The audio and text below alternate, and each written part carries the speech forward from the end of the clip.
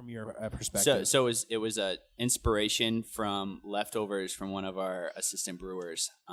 He made some coconut rice that he brought in, and one of our lead brewers, LJ, smelled it and was just like, "Kyle, dude, we got to do a beer that's like this." I was like, "All right, let's do it." Sometimes those ideas are good. Sometimes rolling the dice.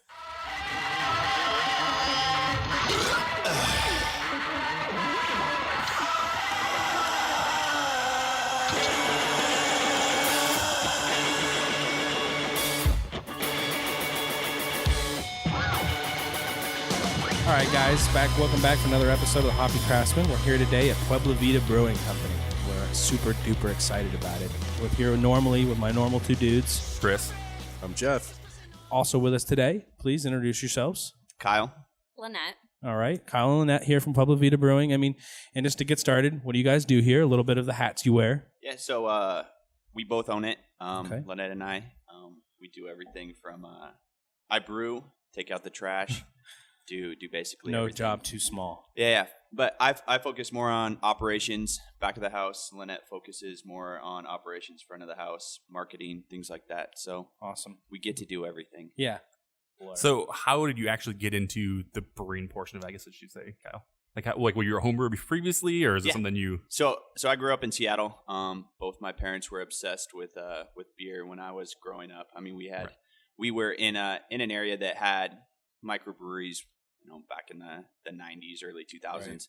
Right. So I grew up stealing Red Hook and stuff like that out of my parents' refrigerators. And so went to U of A. That's where I met Linette. And I missed the beer that was up there. There was only three breweries here when we were going to school. And I was also poor. So I was like, my dad just got back into home brewing. And I was like, hey, I would love a home brewing kit. So he gave me one for Christmas, and I started home brewing in college. Nice. So I could drink for less. Right, yeah. I guess that kind of leads us into the craft beer that got you started on beer. So you talk about Red Hook, anything else that got you into craft beer as far as drinking it? Yeah, Red Hook was big. There's Mac and Jack's that's in the Seattle area. The thing about Seattle is it's a lot of breweries that nobody's ever heard of. Yeah. Like Colorado, there was so many that, and then they distributed outside, and so everybody knows the Colorado big breweries. Right. Where the Washington ones really haven't reached out.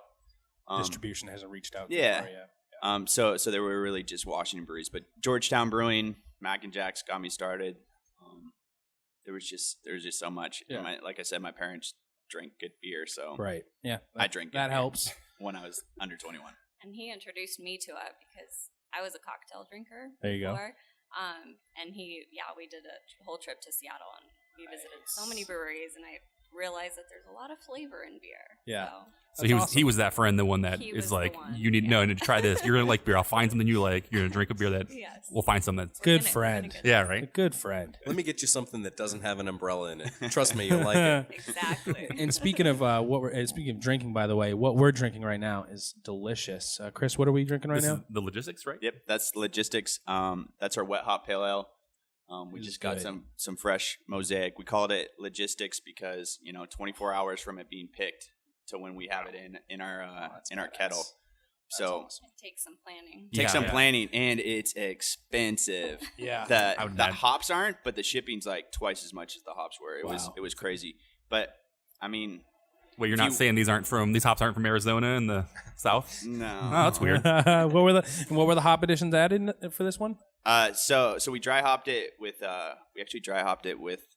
lupulin powder, so mosaic lupulin powder, and then the wet hops were added right at Whirlpool. So we actually filled up our mash tun with all the wet hops. Okay. And gently put the wort on that, and then moved it back to the kettle. It's extremely good. Thank you. Super very, duper very good. Yeah. The smell on that, good lord. So you guys went to Seattle and you got introduced to beer. Take us from there to actually how this place has been created. Yeah. So the passion and love came from when I grew up, and then when we went up and visited some of my family, and we graduated in 2009. We both have business degrees. Linette has a marketing degree. I have a finance. And that's perfect. That's when the stock market crashed. That's when the real estate market crashed, and there was no jobs. There was no free internships anymore in our fields.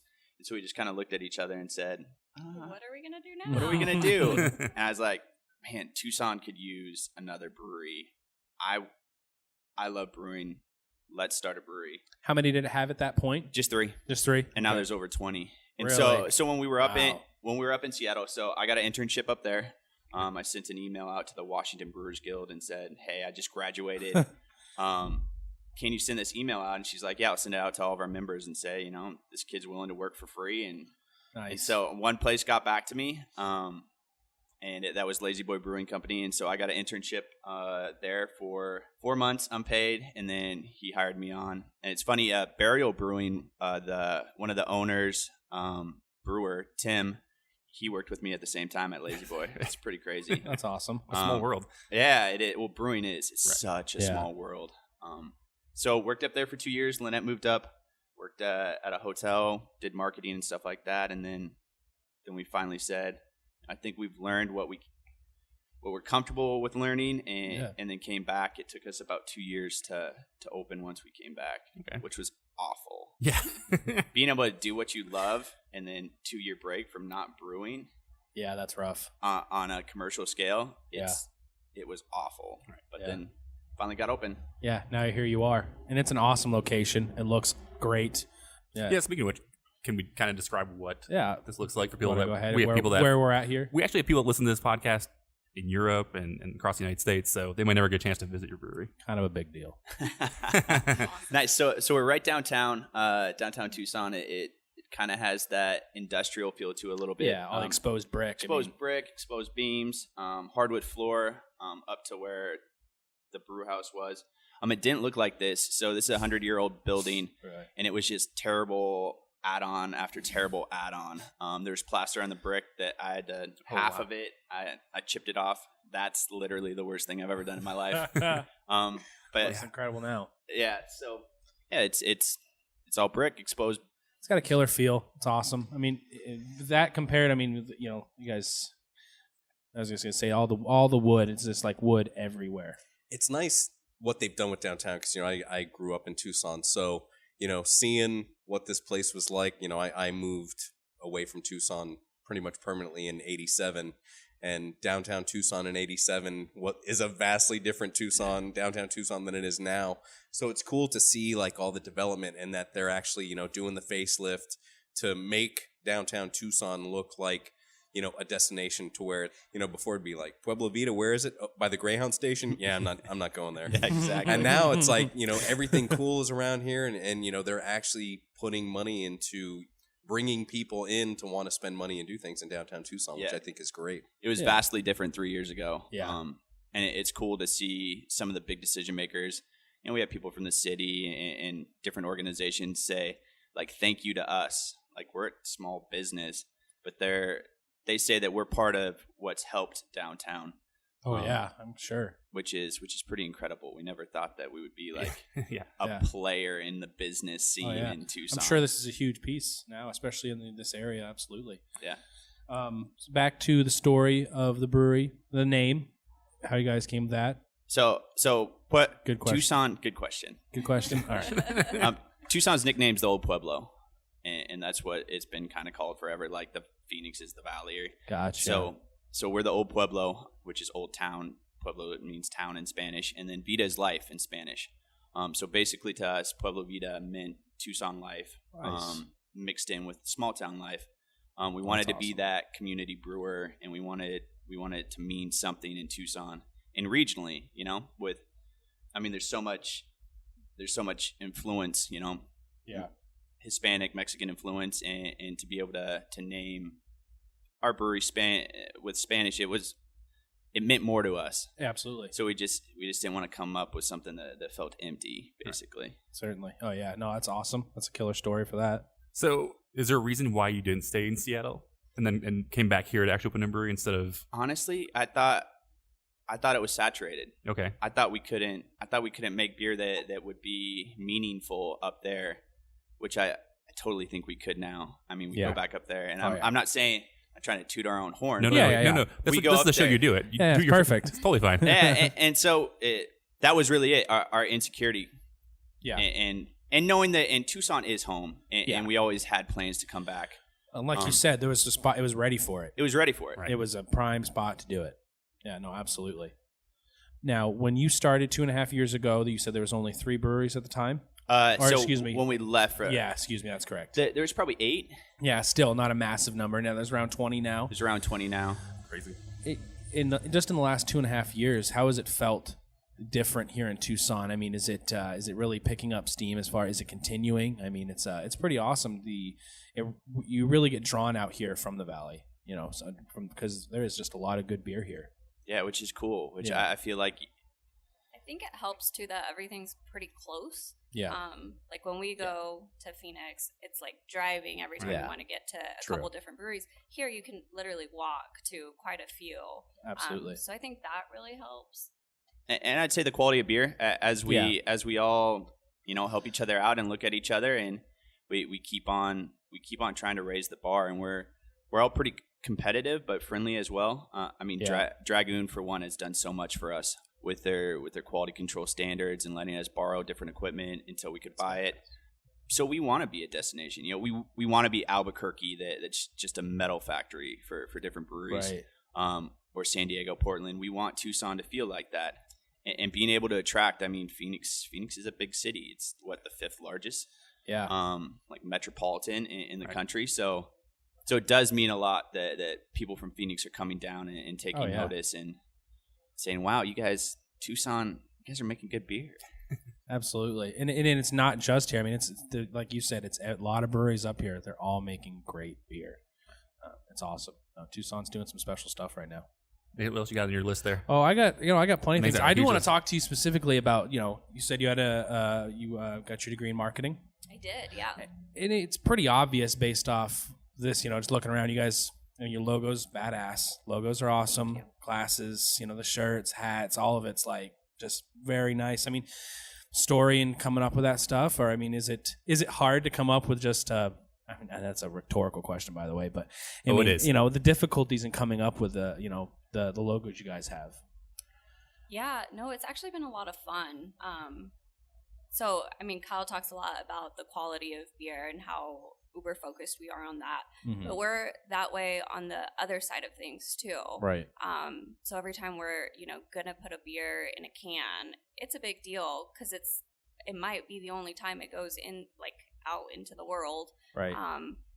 And so we work really well. We work with a local designer, Mm-hmm. and he's been a great part to add into our family because we brainstorm on a monthly basis and just come up with, either we have a beer name, either we just have what the beer is going to be, or we have like some sort of idea of what we want it to look and feel like.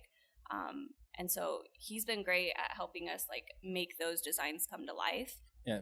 People like that important. Yeah, and our beer is about the details. Yeah. And we're not gonna painstakingly go through Right. brewing this beer, coming up with this beer, And then just slap some ridiculous label on it and not have that intention that we have with our beer.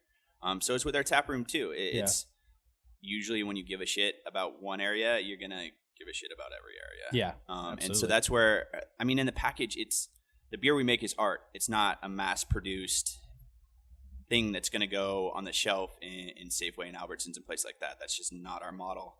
And so we have to differentiate ourselves from that. And so that's where our marketing and that's where our can design, it means so much to us. You should see us You all. could tell. Honestly, you can see the quality. All of us that work here, we've got so lucky with our employees. They're incredible. And we have this great family, and we talk like a family. So when we're all sitting around having our Monday morning meetings and going over designs and what they look like, it's like, I don't like that. I hate that. I don't like that. Change that. And we're talking about our can art, which is crazy. Right. But that's the fun of it. And that's why we also have different cans all the time, because it's not just a one and done and, okay, let's try and commoditize this. Yeah, absolutely. Turn it into a commodity. I'll say this. I don't save cans or bottles for the most part, but I've saved all you guys' cans that we've gotten so far Thank because you. they're so nice. I One love of them. each. So Yep. I have all of them at this point. Yeah, you guys, I've seen beers where it's like I was to the point to where I don't care what's in it, I just want it for the can. And, not even blowing smoke or, brown nosing you guys. Every single can you guys have, it's like, wow, I'm excited to see new releases just to see what the design's going to be. And I've reached out to your guy at Say Well Design, just like, you know, nice. I've like creeped his Instagram and Oh, even even all the stuff he's done is just amazing. And so we always tag him like when we post a picture. And again, you know, the beer looks great in a glass, but then you have that can next to it. And if I could pick one thing that bums me out about your marketing is that they're not stickers, so I can't peel them off and stick them on my beer fridge. It's like, oh, damn, these wraps. I was like, where's he going with this? Okay, I agree. But yeah, I love every single one of the cans you guys have done. That you guys are just killing it. Honestly, it's funny watching. You see you watch on Instagram, you just see Monkish dropping, whatever cans have like 2 hours to show up or else they're all going to be gone. And you get jealous of that kind of stuff when you're like, I was never going to make it. You know what I mean? There's no way I could ever get, if I was going to literally drive there, I could still never, if I drop what I was doing right now, I still wouldn't make it. But what the cool part of is, I mean, you guys kind of do that for me here in Arizona. It's like, sweet, Pueblo Vida just had a drop and I got to get my sister lives up here. I'm like, all right, I'm going to Venmo you money, go get a case of this and and honestly, one of my favorites so far has been the microburst. In that can, man, I'm like, first off, the can's just like a knockout on that particular beer, in my opinion. And then I open it and I'm just like, my wife loves it. Like whenever you guys release it, we get as much of it as we can, and we all drink it as much as we can because I love that beer. That's so cool too, and that's what we're beer fans too. I mean, we follow Monkish, we follow Holy Mountain up in Seattle, we follow Treehouse and Hill Farmstead, and so we took a trip. Went to the CBC in Philadelphia a couple years ago, and got a chance to hang out with a couple super cool breweries. We hung out with the other half guys, and then we went to Treehouse, and then we went up and hung out with Sean at Hill Farmstead. Nice. And we just looked at all that was going on over there and was like, damn, we got to do this. We got to get our beer in cans. Get in this. Because we got so excited when we were there, and we wanted to bring that excitement kind of back to Tucson because we wanted to line up in line. I mean, we went to Treehouse and they had 400 people in line. And did you guys go to the new one or their old? No. Okay. We got to see the plans though. Yeah. They're just like, oh, dude, check this out, and we're like, oh, this is a different world. Crazy facility. So we got inspired by that, and we wanted to kind of bring that back. So it's cool that it's landing that people are getting excited about. And I do have more questions about you guys. I mean, we can get into that because it's a big part of what you guys do. At least from a fan of your brewery, it's like what can are they going to release? Right. So were you guys the first brewery in Arizona to actually release a 60-ounce can? No, there's quite a few. Well, Dragoon was before. Same with Borderlands. Well, I guess I meant more from a one-off release directly out of the tap room. Directly sold from the tap room. I mean, you guys have got to be one of the first to have at least done that model in this area. Right. Even if I'm sure someone else may have, but it's just you had to be one of the first ones. I think. Yeah, I think we might have been. And I like I said for our listeners, speaking directly of that, direct from the tap room, right? Selling out of your area, out of your brewery. Yeah, because there's always been people that have 4 packs or whatever. Dragoon's been doing it forever. Mother Road's been doing it, but direct to the public. I think you guys, at least to my knowledge, was the first brewery to actually do that in 60-ounce can format, which is awesome. And we love the 60-ounce cans. Really, that's no for sure. It's always a reason to get up here, man. Like when I saw that rice cream can, I was like, I don't even fucking care how it tastes. I don't give a shit. I don't fucking care. I just want it. I bet it's going to be delicious. Right. I was right. By this point, like as Jeff said, sometimes I want just because of the can art. Yeah. But I think they'll get me 1 or 2 times. It always gets backed up. It feels like. But you guys, I think every time we even see a can, I still get excited about the can, and then the beer that's in it is just as good. So that's really awesome. It's like rice cream pale ale. Just sounds delicious. So yeah, I actually have some more questions. We might take a quick break and come back to the canning. Yeah, sure. Let's do that. All right, guys, be right back.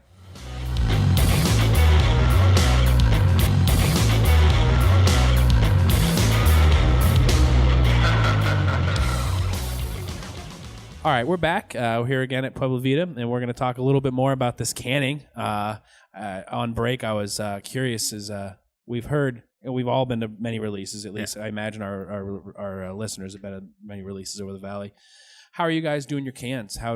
Who's doing that for you? Yeah, so Mobile West Canning, they were out of San Diego, and they decided to do a Phoenix actual truck. So they got the new equipment, and now they're just based out of Phoenix. That's killer. And so they come down and do the canning. We're doing it once a month right now. We just got some new tanks. So here in the new year, it's going to be probably twice a month that we'll do releases. But the guys are great. Yeah. We've kind of learned with them. We got a dissolved oxygen meter, which I don't know if that means a lot to many people, but oxygen in the package is very important to get it as low as possible. Right. And it's the smallest little tweaks that you can make to the run. Mm-hmm. And so basically your can just lasts longer, and you don't get any of those staling effects if you keep your oxygen low. Right. And that was a big purchase for us. Those things are as much as a car. Right, Yeah, no shit. Oh, I mean, you read about how much it costs to buy even a decent canning line, let alone a nice, amazing one. So, it's interesting to hear that. Right, and that's just a tool to help with a can line you don't even own. So, yeah. But it's important. I mean, oxidation and light are the biggest problems with beer. Yeah. So, especially with cans, right? Yeah. At this point. Light heat oxygen. Yeah. And then heat is a catalyst for that oxygen. So Right. if people were coming down to get our beer, I mean, we knew people from Phoenix were going to hopefully buy our beer, Right. and then beer traders were going to want it as well. And so if it's going through the mail, if it's going up in a car, it's going to warm up a little bit. It needs to have. It's nice you thought about that. Yeah. Well, dude, we're. Do you like seeing your cans involved in trades? Does that make you feel like a kind of like a badass? Yeah, no. I mean, we'd be lying if we didn't. Oh gosh, we got an ISO. We got another one. Yeah, I mean, yeah. because we saw all the. I mean, we saw Monkish. We saw Yeah. we saw all these people freaking out about beer, and so it's cool when it happens Oh yeah. to us. You see those giveaways for some of the best cans. You see your occasional Pueblo Vida can sitting in there. What was the beer I could never pronounce? The double IPA you guys did with the maize. Oh, Circuitous. Thank you. Circuitous. Yeah. I mean, that one was, you saw that a lot of people loved that beer and wanted to get that beer. You saw that involved in lots of trades. I mean, it's interesting that I still love it's got to be Monsoon. awesome to see. Monsoon was probably one of my favorites. Monsoon. Did I you love that. solve Really the good. puzzle though? I didn't. I did. I didn't. As soon as I saw it, I was like, oh, it's a puzzle. I mean, this is cool. It's a maze. It's a maze. It's like a cereal box. Right. And you guys actually have I've seen hashtags for your guys' pictures too, right? For the Instagram. If people actually take it out into the wild and want to tag you guys. Yeah. So PB Outdoors is one of them. Vita Beer is another. It's just part of our marketing. It's part of. Yeah. You got to think. You got to think about your brand and what you want it to be. And Yeah. we're down in Tucson. We love to hike. We love to be outdoors. So we wanted to tie our brand closely to that. So Cool. yeah, PB Outdoors. Yeah. Vita Beer. Tag it. Tag it. So canning, thanks to you guys, I think one of the reasons we get to go down to Wren House now and get so many awesome cans. They're doing a can release this morning. You Nice. all missed it by the time you heard this. You missed Pie Thief. How did you guys said you did your first run with them? Is that right? Yeah, so we did a collaboration, the 10, with Tombstone yes. and Wren House. That's right. Oh. Yeah. Okay, go ahead. We'll, yeah. And so sorry. it was for their anniversary, and they're like, "Hey, we really want to brew a beer with you," and we're like, "We should put it in cans," because they were gonna put it in crowlers, and we're just like, fucking genius. "Nah, let's do 16-ounce cans," and they were like, "All right." So we took our our DO meter up there, and so we brewed up there, and then I went up and did the canning run with them as well. That's awesome. And they're great guys, and people don't understand breweries. We're not competing against each other. We can't. Yeah. We literally can't make enough It's one beer. goal. It's one goal, and it's to raise the quality of beer. It's so customers and people can freak out and love it. Yep. And so it was really fun doing that with those guys. Yeah. Luke and those guys are awesome. Yeah. Preston, Luke.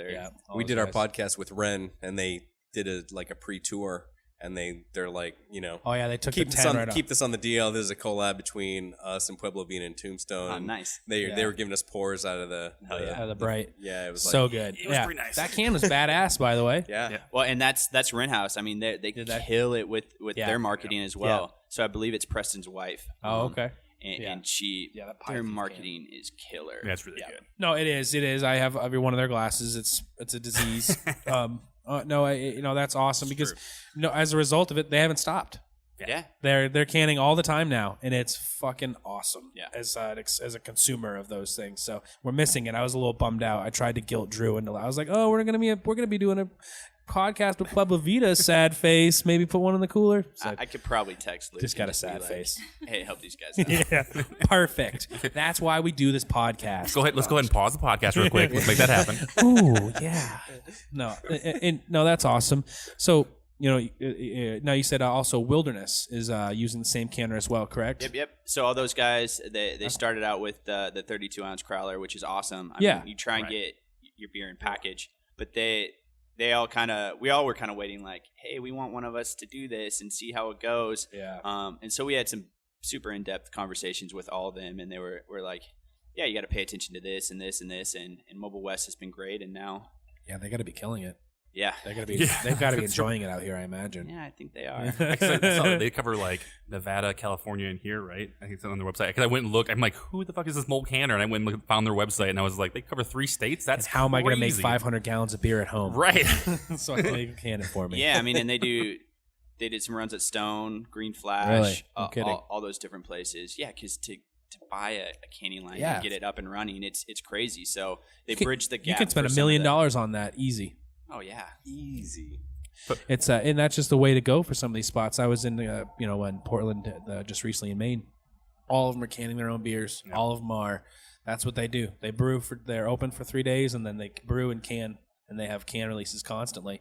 I mean, and you got to wonder, you're like, how are you doing that?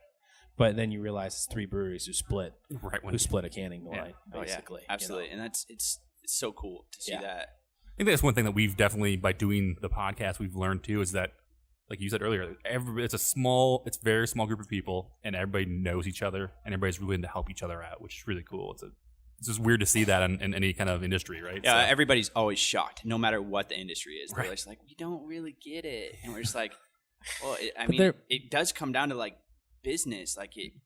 Right. We're not going to compete. Like we don't have any accounts anymore with the cans that. Really? Coming out with the cans and doing the cans. We used to have. I was going to ask you about that. Yeah, we got up to about 30 to 40 accounts. And was that all in Tucson? That was all in Tucson. All distribution in Tucson? Yep, all distribution in Tucson. And we started coming out with cans, and then all of a sudden we had 2 things on the board. Yeah. And we're like, shit. Uh-oh. And so that was hard. I mean, we got all that support from the very beginning. And then we had to tell them, sorry. Yeah. We need it now. We need it all. And so that's hard, but we do have a list of like 150, 200 accounts that are like, whenever you're ready. Yeah. Oh, I'm sure of it. I'm not surprised. I bet you get begged by the Valley. Oh, what a great problem, though, man. Yeah. Like, congratulations for you guys. Like, no, it's cool, but I mean, they all need to know that's never our model, so we'll probably never distribute. Hey, but this is where you're doing your business in your tap room. This is where you need the money to go, and you need to come out of here. So that makes perfect sense. And I mean, it's Tucson. It's Tucson first. I mean, no offense to the Valley, but these are our regulars. And we want to take care of them first. I mean. That's kind of, I mean, as Ren should take care of the Valley first. So that's cool. All about your community, right? That we can build that. But we still love you guys coming down and getting it. Absolutely. Great. No problem. Be here. Absolutely. We'll find mules. It's not a big deal.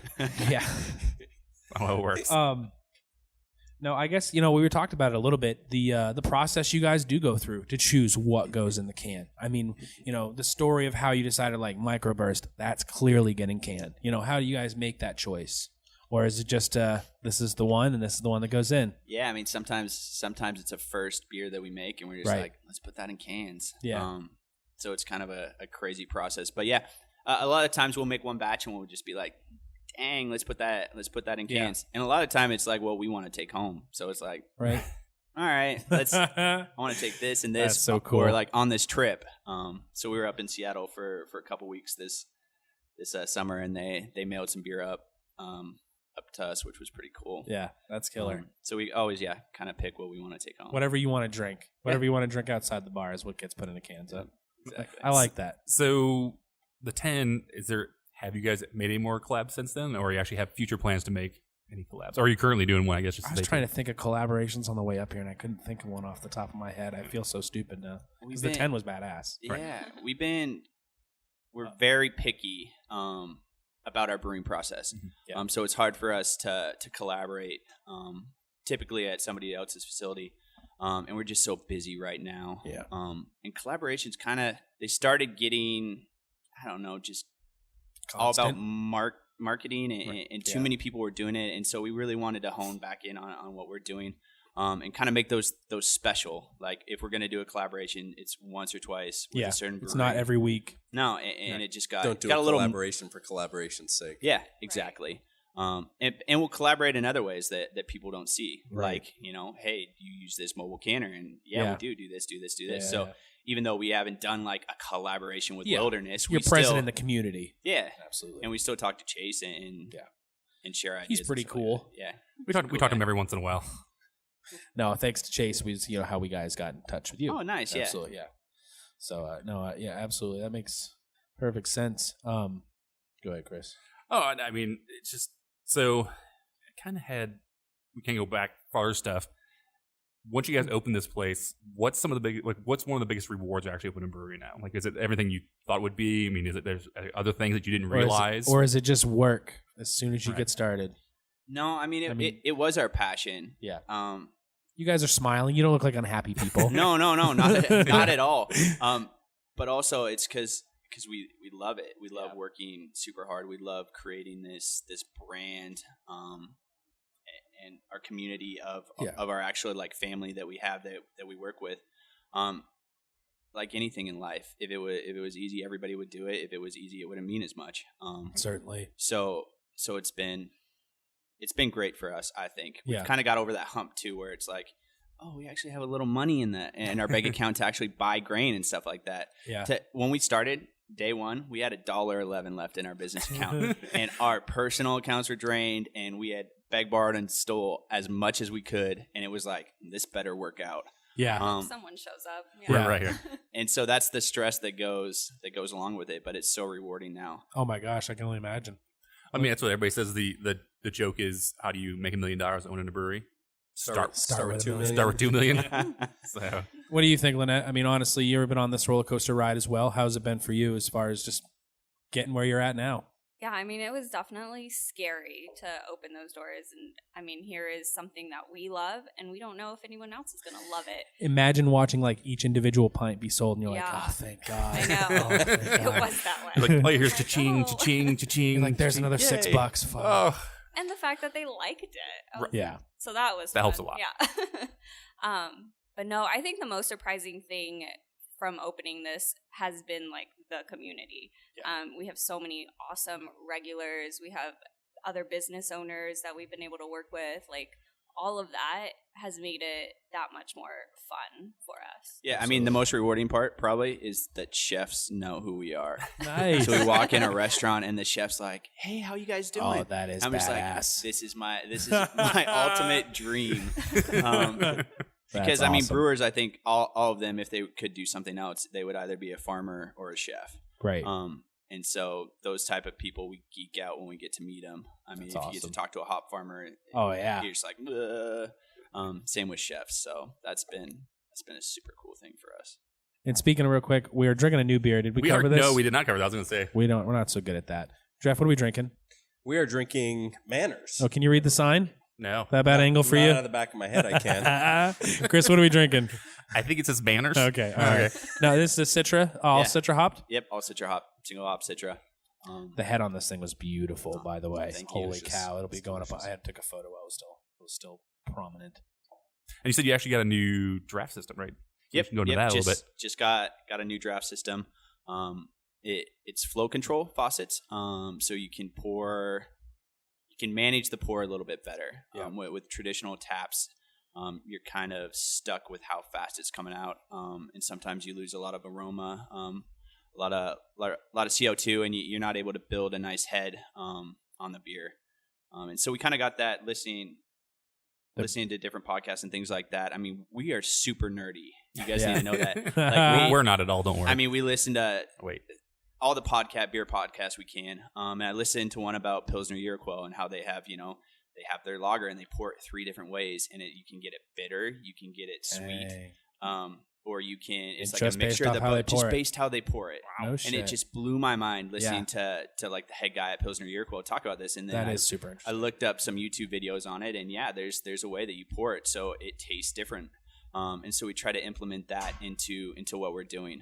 And I don't see many people do that in Arizona. So as it gets more competitive, as brewing, it gets a little bit more competitive, you have to find these little things that just amps up your customer experience and the beer. Oh, yeah. And like I said, we spent... They're pretty, by the way. They look nice. It. They look nice over there.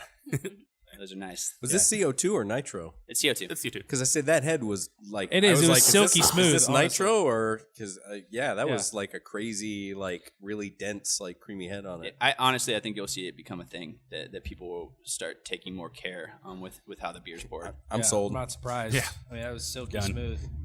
I want to talk about a few other beers. Chris, you got anything over there? No, go for it. I mean, honestly, we talked about a little bit about the microburst. Tell us about the rice cream, because like I said, that was awesome. I mean, can alone, but the beer itself is super interesting. The coconut was done in a really well way. I enjoyed it thoroughly. Yeah. Just from your perspective. So it was a inspiration from leftovers from one of our assistant brewers. He made some coconut rice that he brought in, and one of our lead brewers, LJ, smelled it and was just like, "Kyle, dude, we got to do a beer that's like this." I was like, "All right, let's do it." Sometimes those ideas are good. Sometimes. Rolling the dice.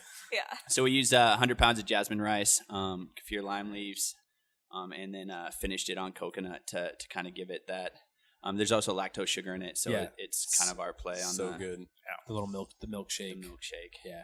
Not to rip anything off from Tired Hands. Yeah. They were We the wouldn't first. dare. Yeah. We wouldn't dare. And It's super good, by the way. Yeah, I appreciate it. So we love doing fun stuff like that too. I mean, you look up the board and one or two styles we play around. We just came out with a prickly pear pale ale. Yes, Harvest, right? Harvest, yeah. And that's a beer that you guys are releasing today, along with the Andromeda. Correct. Yesterday. Yesterday. Oh, excuse me. Well, anybody listening to this right now fucking missed it anyway, so too bad for you.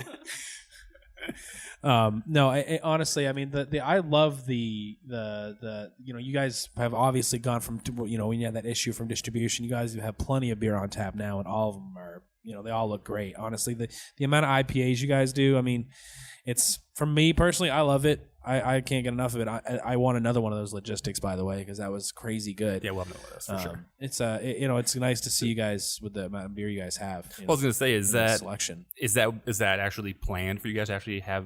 I mean, if you look at the board, it's definitely a handful of IPAs up there. Is that something that you actually focus on? Is actually making? I mean, IPAs are again most popular. Beer, Nobody probably, likes right? an IPA. Yeah, Nobody's into right. IPAs right now. Yeah, nobody likes them at all. Surprised you guys are making any I mean, is that a conscious decision to be like, we're gonna keep this many IPAs on, or is that just like I said, you brew what you like to drink, I or think that falls into we brew what we want to drink. okay, Yeah, and we're just kind of, so we started doing those east, northeast style. We don't ever try and call it that because we don't ever want to rip off somebody else's thing. And we have different water profile. We use different grain than places on the East Coast, but it's definitely inspired from that. And so, like I said, when we went out to Other Half and Treehouse and Hill Farmstead, we inspirational. We fell in love, just like the whole country's fell in love now. Right. So we switched our yeast in the middle of year two, kind of, which is kind of crazy. People are like, "Why? What?" Yeah, that's a big Like change. You changed your house yeast. Like we used to use 01, and now we use a different, London style yeast. Right. Right. People are like, "Why? Don't fix it if it's not broke." But I mean, you have to change. Yeah. If you see an improvement to be done. Well, I think it's one of the things about craft beer in general. Like you said, it's even food. I mean, you go to that aspect. It's an art. It really is. I mean, to be creative and change things and try things. Yeah. If you're always staying the same, it becomes kind of stale. At least for me, I think Yeah, that way. how are you going to set yourself apart? Worst case, you'd be like, I don't like that as much as the last one. You can always go back. So yeah, I think you always have to step outside that box and see what else is possible. And that leads me to another question: is you're saying you don't want to copy or recreate something that's gone in New England. So obviously, you guys aren't studying like New England water profiles and trying to copy those. I mean, do you guys stick to, obviously you're probably not using Tucson tap water, but do you do anything unique? I mean, do you look at other, water profiles and try to copy that or be like it, or do you just, add a little to the Tucson? No, Linette, that's for you. Yeah, who's asking you that question? Well, let me get into the science. you instantly like a guy. You're That like, was rude, Chris. you instantly just like you said that you're like, my eyes glazed over. I'm like, ugh. Now we can't tag the fridge. yeah, sorry. So we definitely treat our water, and we do actually have an RO system that we just installed. Haven't started using it yet. But yeah, you have to treat your water for mash pH and different things like that. And so there's a minerality that comes with kind of beers that are made in Arizona, which lend to a little bit more bitterness. So kind of how we've been brewing it is you tweak where you add bitterness. Our fermentation and dry hopping schedule and style is definitely different than a lot of people would do. Mm-hmm. I'm sure they would be like, wait, what? You do what? So we've tweaked things throughout to lend to the softer mouthfeel and things like that. But we did just get an RO, so we will build our water up a little bit. It's hard because Arizona has well water and then cap water, and it always changes, and so all of a sudden your pH will fluctuate, and you're just like, what? Now I got to redo all this math, and there's different programs and stuff like that. But yeah, you have to treat your water. Yeah, you have to do those things. Oh yeah, especially for the, like you said, the mouthfeel and all that stuff. I mean, it has to be done, Chris. It does. Right, Linette? That's right. Yep. Honestly, I wanted to get into a couple of things. As a brewer, beers you want to brew, where you're headed next, I guess, in your mind. I know that's a hard question. I mean, no, I bet you guys could guess. I mean, what is trendy? Making some sours. Lagers. I was going to say lagers or sours. So I know is I'm staring at a room full of barrels, and I want to know more about that. Too. We got a Brett Saison coming out here pretty soon. It was in barrels for 14 months, and now I've been in bottles for 3. So people ask us why we don't do sours. It's kind of against our philosophy to do kettle sours. I'm fine with them. They're not. I don't have a problem with people who drink them or brew them. I have a problem with the price point. It's not a sour that's sat in barrels for 1 to 3 years and then has been bottle conditioned and has been sat on. I mean, you can't charge $15 for a kettle sour that you turned around in 3 weeks. That drives me crazy as a brewer. Oh yeah, I bet. And as a consumer, it's tricking the consumer. That finance guy's coming out now. Well, and it's kind of disrespectful to say it's a Belgian sour when those guys, take the time. Threw some yogurt into it and let it sit there for a week. And like I said, it's fine. I'm okay with it that they do it. It's just not our philosophy. So Absolutely. If we're doing something, it's real. And so we do have a Brett Saison coming out here shortly that we, bottle conditioned. It's sat in oak for 14 months. Nice. And so we just have to build our library up so we can start releasing those a little bit more. But we're kind of maxed out in space. So, but lagers. Lagers. Yeah, they're getting big. Guess we should go back. Yeah, I mean it's kind of funny. That's one of the things we actually want to ask was like, what do you guys see in trends of beer coming up? And so we've seen that other people making lagers in the valley too, and actually all over the place at this point. It's just nice to have. You want to have 3 beers when you go out, and it's nice to have something that's clean and crisp. And whether you start with that or you end with it, a well-made all malt lager or pilsner is what I want to drink. And so, we have one in the tank right now. Whenever we come out with it, it actually sells fairly fast, which is cool. Yeah. But as we got something to blast the customers with that come in and say, you got Budweiser? I want a Budweiser. So luckily we don't get that often. That's why we didn't have a sign up for the first 2.5 years. Yeah, I was going to say, 3 years. you guys just got the sign on the door there? The tiny little sign on the door, yeah. So we're in a downtown, and you have a lot of foot traffic. Yeah. And we wanted to stick with people that were kind of searching us out. We didn't want to do a lot of explaining. No, we don't have food. We're not a restaurant. These are all the beers that we make. Yes, they're all made in-house. That seems super smart, actually.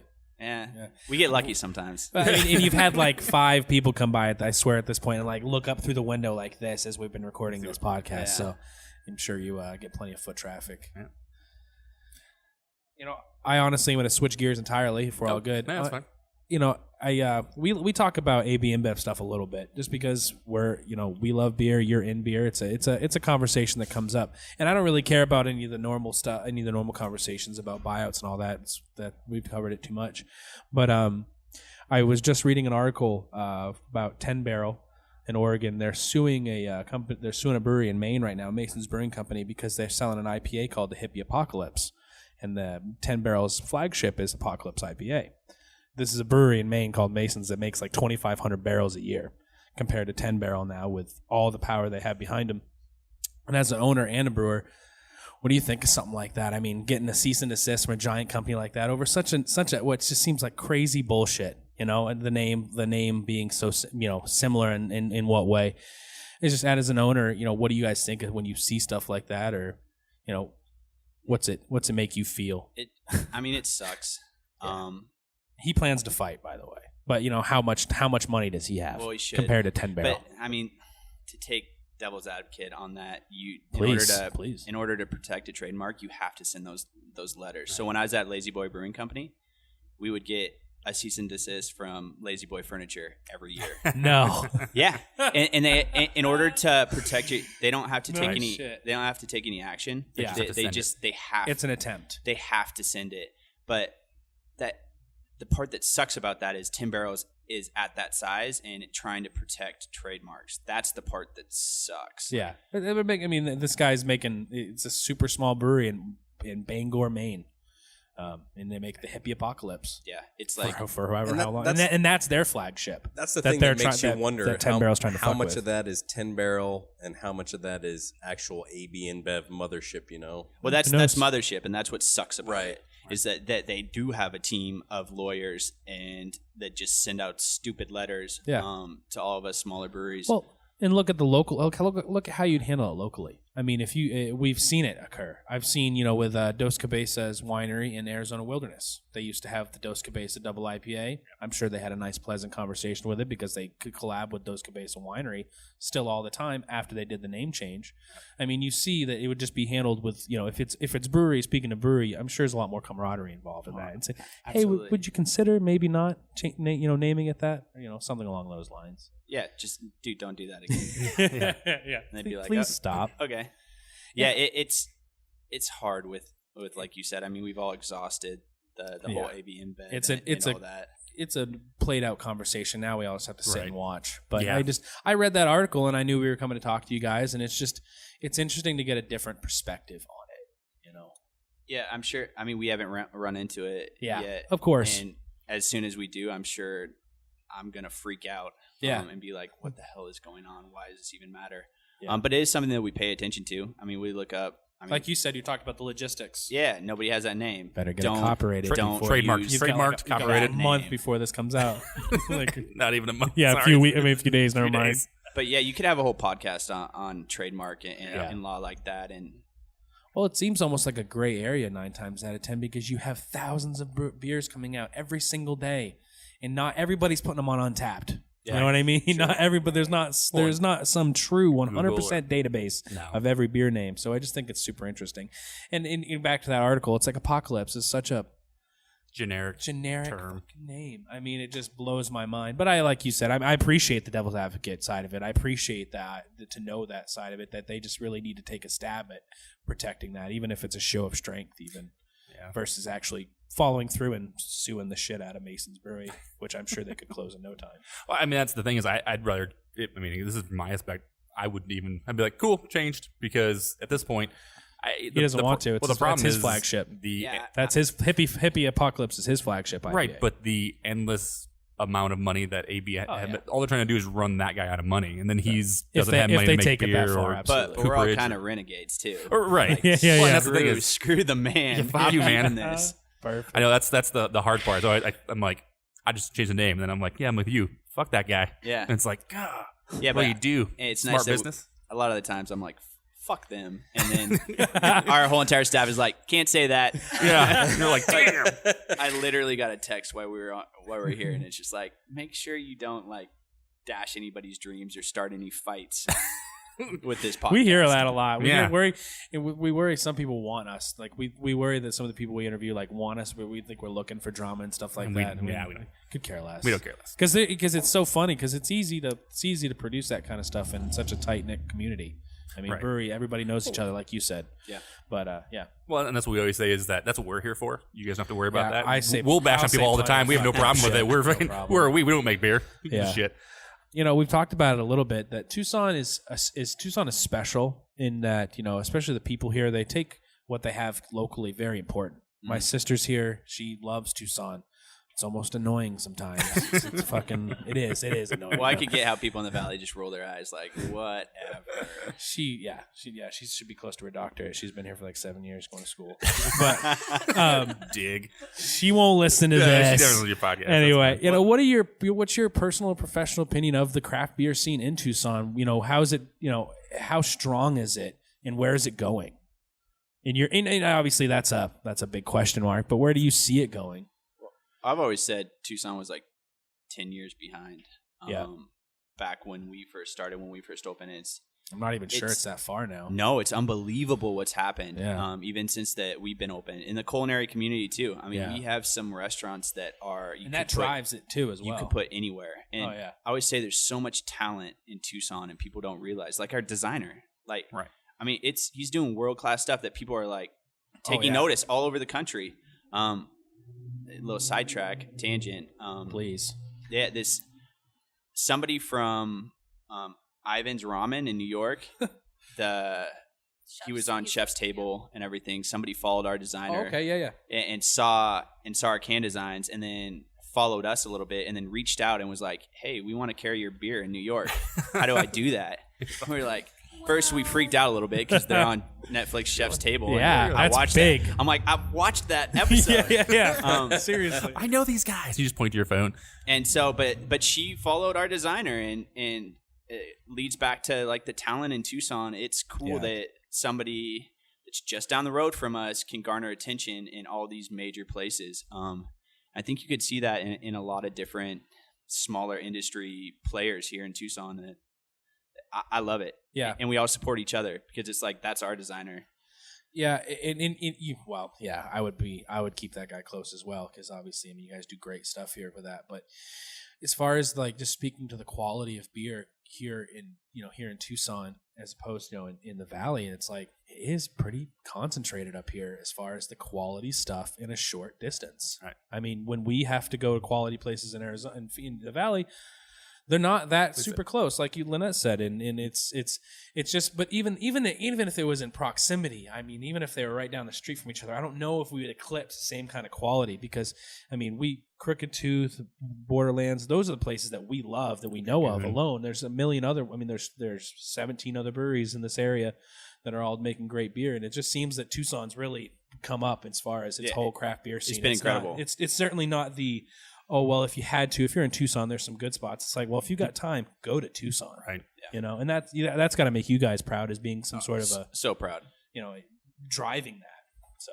Do you think you guys. I wasn't even really a question. I was just trying to say a bunch of nice things. Sorry. Do you think you caught up to actually. You said when you feel it was like 10 years behind, is that gap way smaller or are you actually on the curve right now? Honestly. At least for you guys. I think I think if we're not there, we're I was close. say it, dude. Just go ahead and say well, it. yeah, You're honestly. ahead. I mean, people come from out of town. People come from Portland and San Diego, and they're people know Pueblo Vida, dude, and they're jazzed about it. And we still, it's still like, wait, what, dude? You got the wrong brewery. Yeah, and not. I mean, we know we make some great beer. But to see people also recognize that, it's and from all these cities, like. Imagine.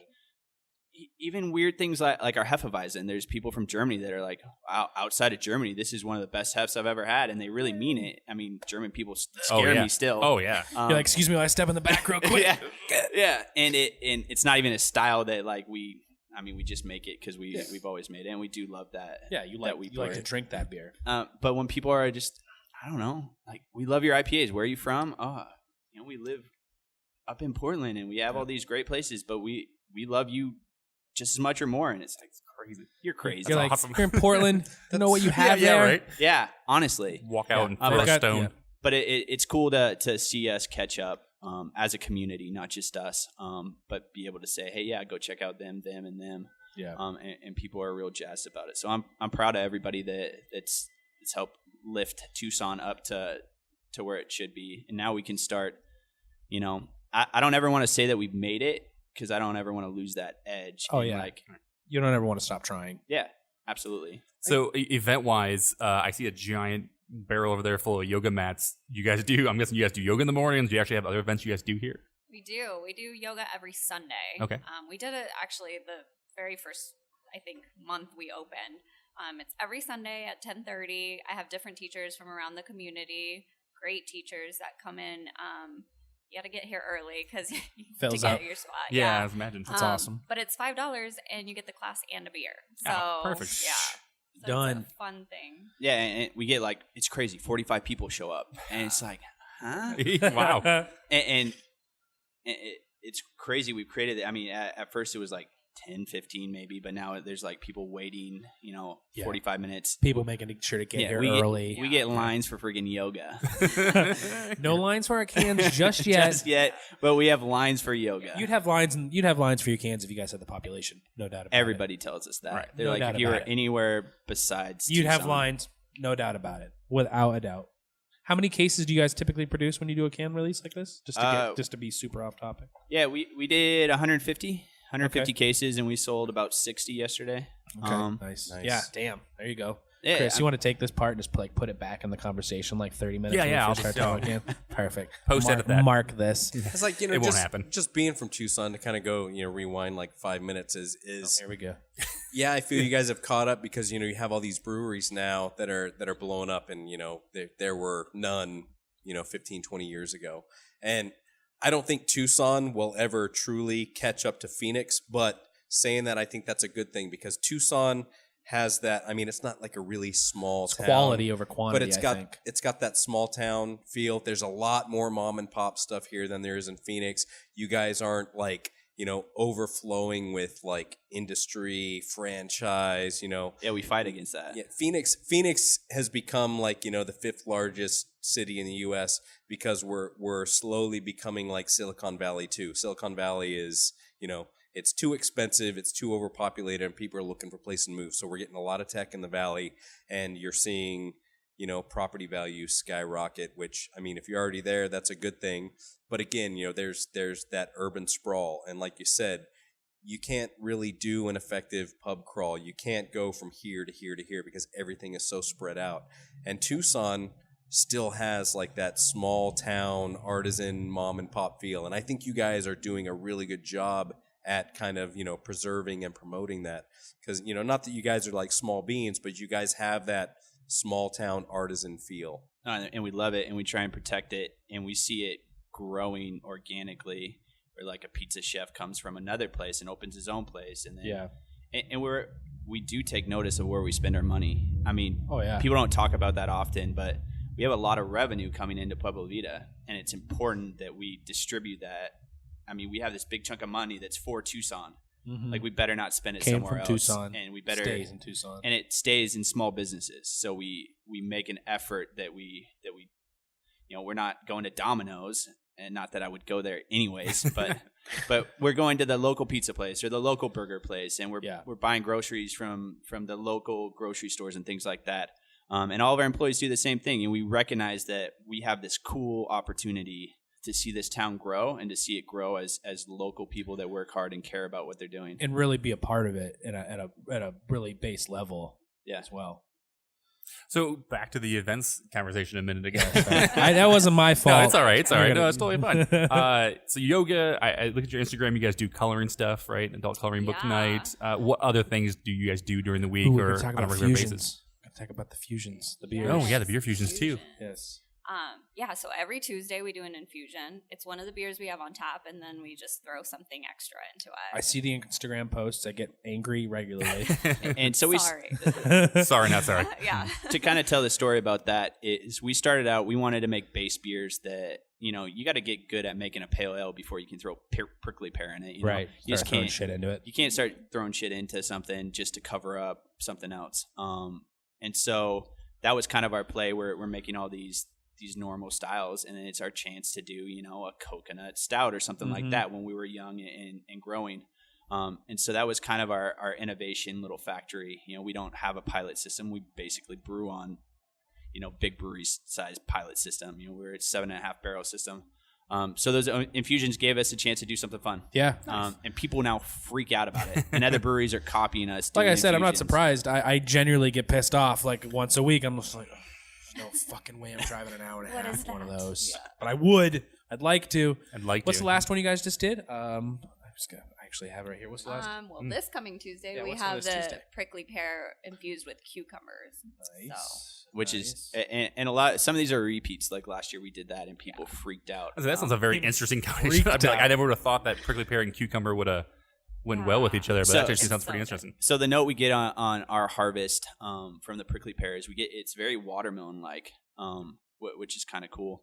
The blueberry white tea. Yeah, blueberry white tea was cool. Small talk. I was like, fuck you guys. And that Maya Tea is a local Tucson tea company, of course. I mean, people probably roll their eyes about all that. Like, oh, that's great, man. Well, I think that's one of the things perfect about craft beer in general. I think that's one thing that people like is that.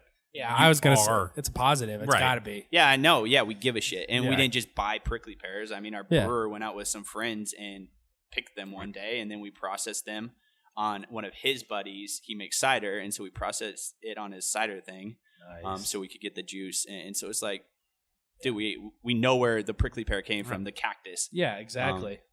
And so we could take you there. Yeah, we could take you there. That's badass, man.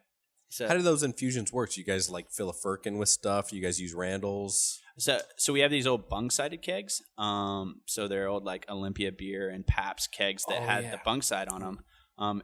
And so we can put a bag of infused things in the side of it, and then pull the oxygen out, and then put the beer on top, let it sit, and then pull that beer back out into a normal keg.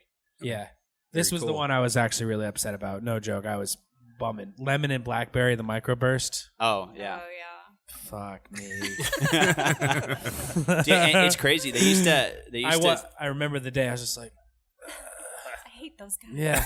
Yeah. It's like, it's not gonna happen. Elon Musk needs a hyperloop between here and Phoenix, Tucson and Phoenix. Just the DC area. We need it. I'm sorry. What were we about just to for drinking? I hyperloop to drink. Yeah. Perfect.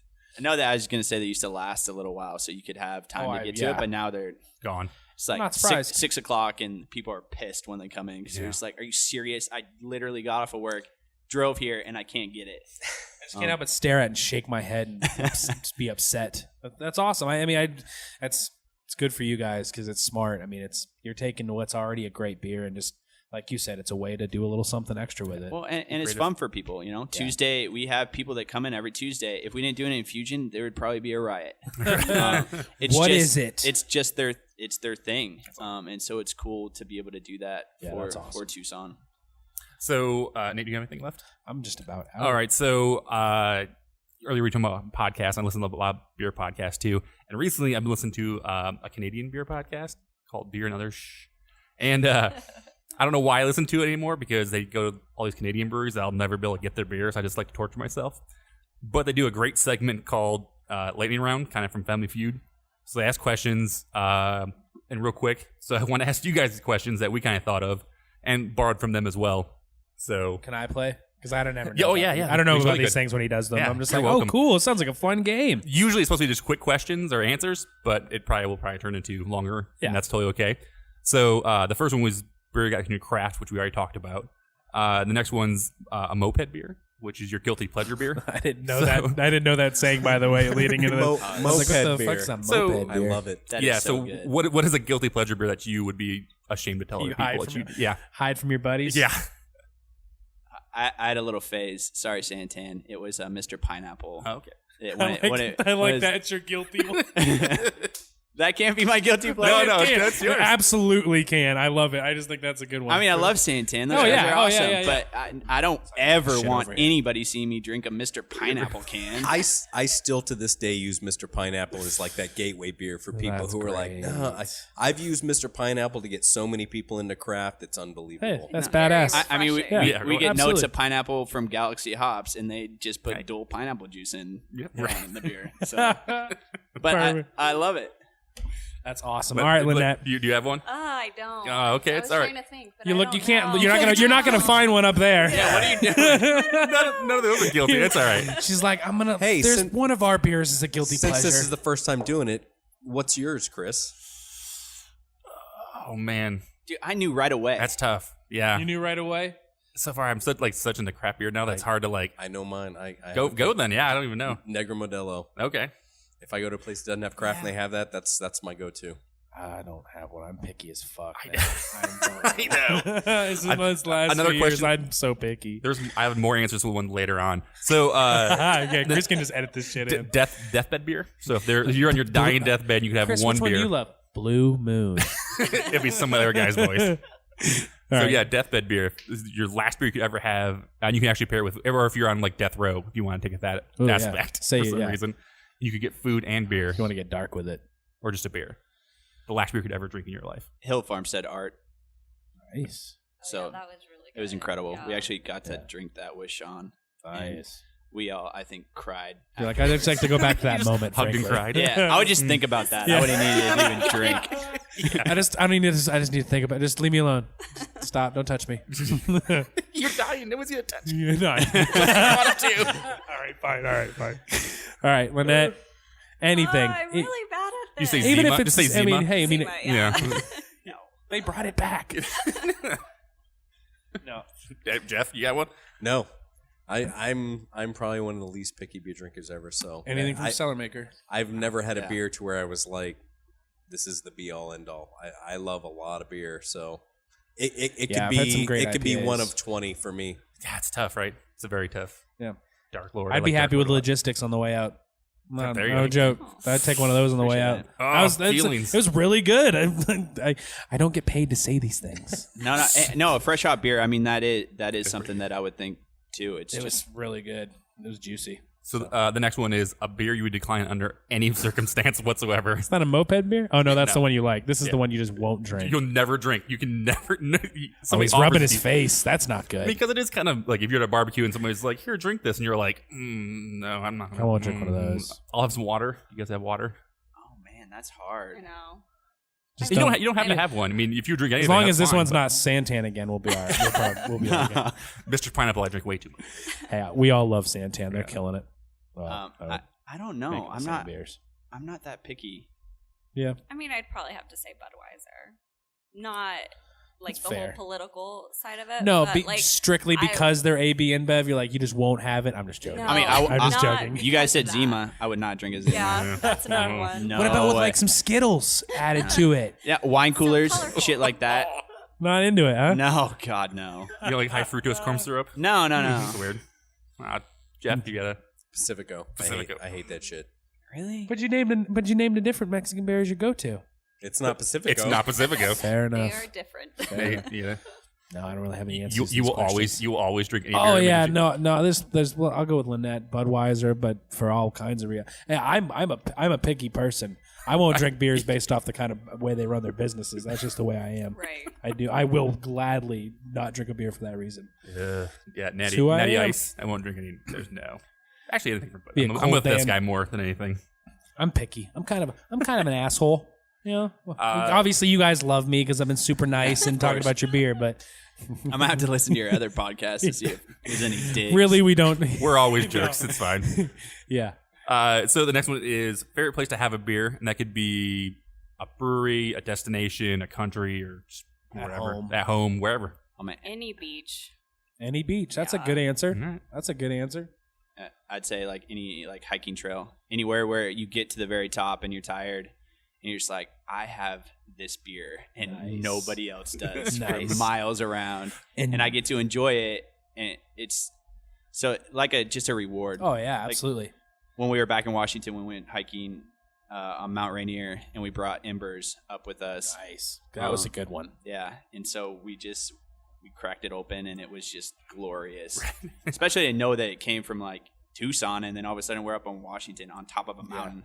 It was pretty incredible. I really liked the way you were building that image for a second. You're like, it just got to the top of that mountain, and then I cracked it, and then I took an Instagram post, and then I drank it. Pinnacle. I was like, that was gonna. We're missing one part here. Behind the scenes. Yeah. I mean, we'll see the guy behind the curtain, the wizard. Just keep him hidden. Yeah. That's how it works. Pulling all the levers. You're right. So, looking at the board, what is your most favorite and least favorite beer to brew up there? Ooh, Ooh, good question, Chris. Thank oh you. my Thanks. You do this pretty regularly, huh? That's weird. I listen to a lot of podcasts. It's fine. No, most fun was logistics, just because it's. Yeah, it sounds like the process of that one was. Process sucks, but I mean it's But brew. This is brewing. Nate, you could have gotten that one any more wrong. no, but I don't dislike. Yeah. It was something different, so Yeah. it wasn't repetitive. Right. We used to make the No kidding. Hefeweizen because we distributed most of that. We used to make it seven times a month, Wow. and it got to the point where we all looked at each other and we were just like, I don't want to make any more wheat beer. I don't want to do this. The mash is slow. Look It- on your sometimes face. it sticks. I don't want to do it. I just don't want to do it. So that was the least favorite. Favorite to Okay. brew. To brew. but I still love doing it. Yeah. Okay. Yeah, it's like it's all which one did you love them all, but what I guess if I just Problem child. I'm making you right, pick your right, there you favorite kid. What's your There you favorite go. kid? That's how this works. Which child Yeah, is there your you go. favorite? That's a horrible question. I'm sorry. Medals in general, good, bad, indifferent, don't care.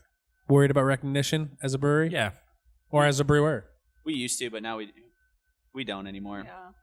I mean, No. we don't enter like GABF, things like that. We stopped doing the Tucson. Tucson does different bars, different places do these little competitions, and we won a couple. Yeah. So we're like, we feel our ego feels better, and now we kind of We're good. we're good. We're good. Well, you guys are building your own prestige with what you release. It kind of just creating your own. I don't know. You're doing it on your own anyway, right? So I mean, it is. You don't need those medals to get people in the door, obviously. And I You think just need infusions. that was the thing at first. Like when we first opened, it was like, oh, we should enter these and like Get our be name recognized. out. Yeah. And now it's like we get to talk to our customers, and they get to, they tell us which one's their favorite and why, or like where they had it. And I think that's Yeah, and to be more fair, rewarding. I guess with Untapped now, I mean to say we don't care about medals, but we all look at Untapped all the time. Yeah. So that's kind of today's medal. You This kind of guy look. gave me a .25. Who is he? I think it's happened twice. Who That's how did much this? we look at it. Someone just checked in 30 seconds ago. 1 star. No. So no, we look at that, and that's where we get feedback. Yeah. And that's People where we are kinda honest on look. there. Yeah. Let's do it to you. And, and so yeah, that's what we look at now. Okay. Cool. We kind of touched on it earlier, but have you guys ever had a really good beer geek out moment where you've met other people and you're like super excited? Oh, like, yeah. Oh yeah, I mean because we've had the Hell Farmstead obviously Yeah. was like Sean Hill was just like he was here in town for some reason, and he walked in. that's so badass. And I was just like, I know that guy. and he looked at me, and he came back and looked at the brew house. I'm like, I think that's Sean Hill. What the fuck is going that's on? cool. And then he talked a little bit, and then I was like, I know you. And he's just like, no, you don't know me. I was like, that is Sean Hill. But then I got to sit down and talk to him, and it was just weird. It was like, surreal. I geeked out. Yeah. Yeah.